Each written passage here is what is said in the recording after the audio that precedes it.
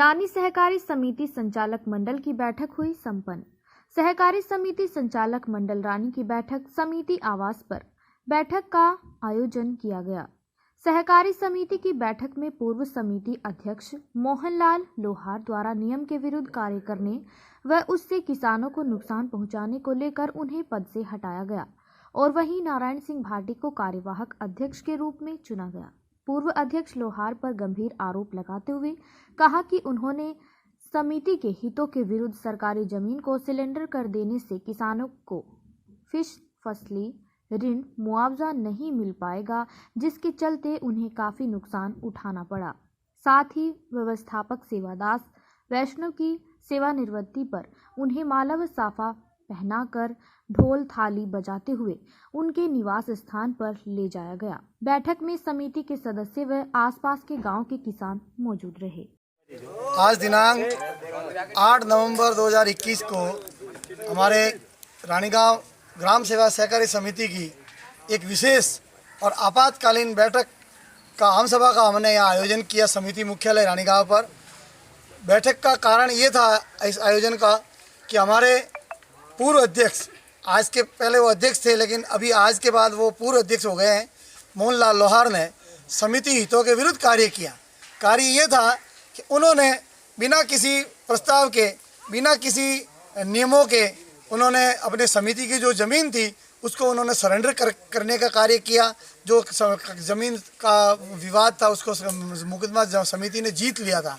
इसके बाद उन्होंने समिति का खाता ब्लॉक करवाया बैंक पारानी में जाकर के, जिससे किसानों का प्रीमियम नहीं कट पाया। 30 जुलाई तक का जो समय था उस समय सीमा में प्रीमियम नहीं कट पाया। इस कारण से इस साल जो अकाल की विभीषिका है उसमें जो सरकार द्वारा किसानों को जो फसली ये अपने मुआवजा मिलेगा वो अब इस समिति को नहीं मिलेगा। किसानों का नुकसान हुआ तो इस प्रकार की सारी कार्रवाई उनकी समिति हितों के विरुद्ध समझी गई। इसलिए आज की बैठक में और पिछले 3 वर्षों से वो समिति के किसी बैठकों में आ ही नहीं रहे थे। इस कारण से उनको सर्वसहमति से पहले संचालक मंडल की बैठकों में उनको हटा लिया गया था। आज की बैठक में सर्वसहमति से आम सभा ने पुष्टि करके उनको हटाने की कार्रवाई को वैध ठहराया। इसके बाद समिति का कार्यवाहक अध्यक्ष के रूप में मैं महेश सिंह चारण ने मैंने प्रस्ताव रखा। उपाध्यक्ष जो नारायण सिंह जी भाटी थे उनका हमने प्रस्ताव रखा और सर्वसम्मति से कार्यवाहक अध्यक्ष के रूप में आम सभा ने इनके नारायण सिंह जी भाटी को अगले अध्यक्ष के रूप में काम करने के लिए सर्वसम्मति से इसकी पुष्टि की और स्वीकृति प्रदान की। आज के बाद में हमारे रानीगांव जीएसएस के अध्यक्ष श्री नारायण सिंह जी भाटी रहेंगे और इस बात की पूरी आम सभा ने पुष्टि की। इसके अलावा आज के बाद मोहनलाल लोहार के किसी भी प्रकार के हस्ताक्षर जो बैंक और सहकार भवन में जो चलते थे उनके वो तत्काल प्रभाव से रोक लगाने की का प्रस्ताव भी आज पास किया गया, जिसकी अब इन प्रस्तावों की जेरोक्स कॉपियाँ हम उन रजिस्ट्रार विभाग और एमडी कार्यालय पीसीसीबी पाली में जाकर के हम उसकी जमा करवाएंगे और उसके बाद तत्काल प्रभाव से रोक लगाने की कार्रवाई की जाएगी। और उनकी जगह आज के बाद समिति के सारे लेन देन वित्तीय व्यवहार में अध्यक्ष के रूप में श्रीमान नारायण सिंह जी भाटी के हस्ताक्षरों को मान्य किया जाएगा। ये ग्राम सभा ऐसी क्या जरूरी थी जो आपको ग्राम सभा करने में आई?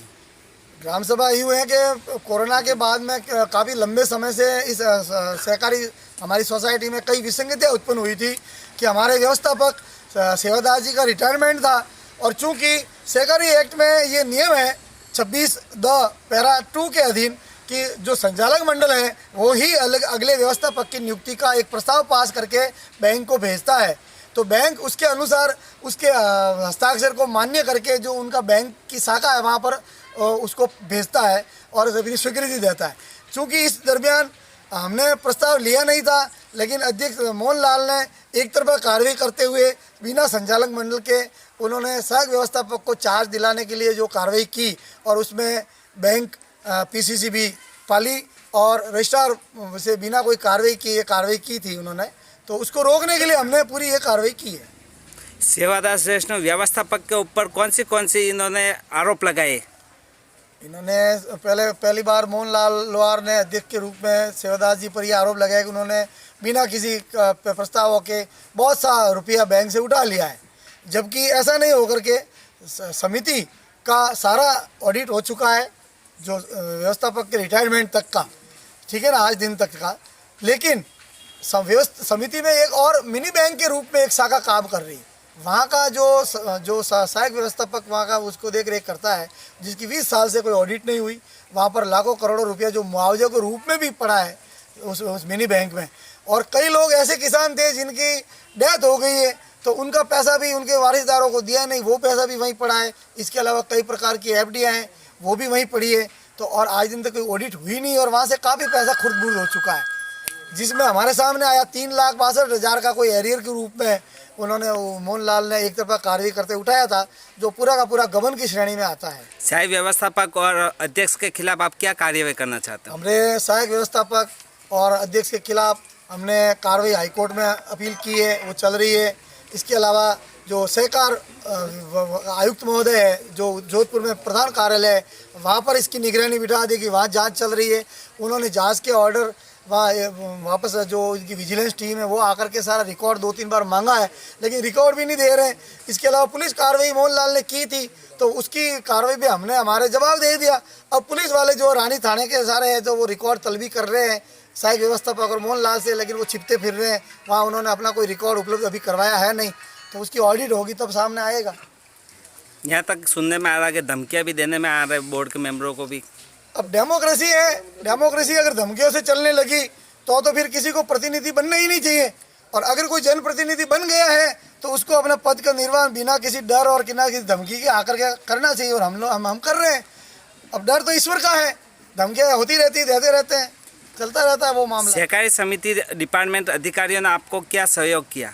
सहकारी समिति में हम लोग एमडी के सामने पूरा बोर्ड उपस्थित हुआ, जिसमें हमारे लाल सिंह जी जो ठेठ चित्तौड़ से आए बुजुर्ग है, ओगड़ राम जो मीणा जो अभी डेथ हो चुकी है, लेकिन उस दिन प्रेजेंट था, बीमार था, लेकिन वो भी चला और हम लोग वहाँ उपस्थित हुए पाली जाकर के। हमने सारा कोरम बताया हमारा कि हम इतने लोग चाहते हैं। एमडी संतुष्ट भी हुए, हमारी रिसीव भी, वो कागज़ भी लिए, लेकिन उन्होंने वहाँ और सारा वो ईओ साहब किशोर जी मेवाड़ा जो है वो एक तरफा कार्रवाई कर रहे हैं, और वो सारा कोई मिली भगत का और आगे से आगे मेरे ख्याल से कोई लेन देन का काम चल रहा है, इसलिए वो हमारे प्रस्तावों पर गौर नहीं कर रहे हैं, इसलिए हमने आगे कार्रवाई की है। सुनने में आ रहा आपके बोर्ड के सदस्य को जबरदस्ती साइन करवाए, जिसको धमकी देने से उसकी डेथ हो गई, ये सही बात है या गलत? बोर्ड के सदस्यों को तो घर घर जाकर के उनको बरगलाने की कोशिश की। हमारे अभी एक और हमारी वर्किंग कमेटी के मेंबर है बोर्ड के संचालक मंडल के झालाराम जी, जिनके घर में गए, पैसों का अभी ऑफर किया, लेकिन वो बिके नहीं।